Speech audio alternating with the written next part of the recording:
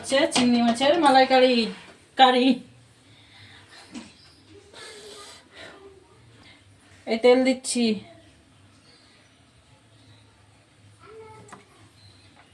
চিংড়ি মাছের মালাইকারি হবে, তেলটা এই জন্য একটু বেশি করে দিয়ে দিয়েছি। তেল গরম হয়ে এখন একটা পেঁয়াজ কুচি দিয়ে দিচ্ছি।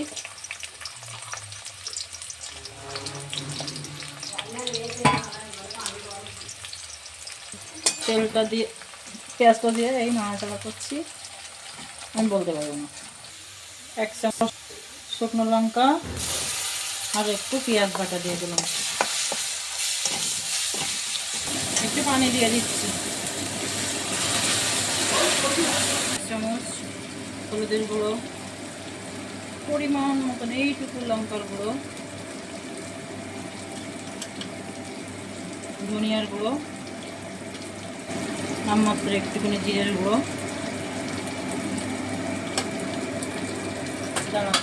নুন। এবার এতে পরিমাণ মতন নুন দিয়ে দিয়েছি। এবারে একে নেড়ে ছেড়ে নিতে হবে। একটু পানি দিয়ে দেবো মশলাটা মাখানোর জন্য। এবার মাছগুলো এক এক করে দিয়ে দিচ্ছি এর ভিতরে।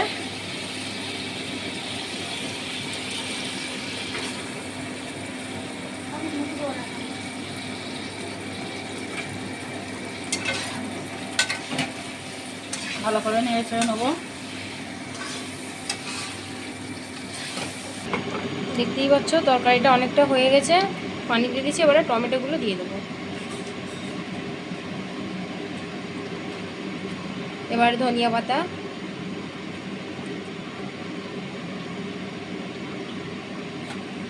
দিয়ে একটু নাড়াচাড়া করে নিতে হবে।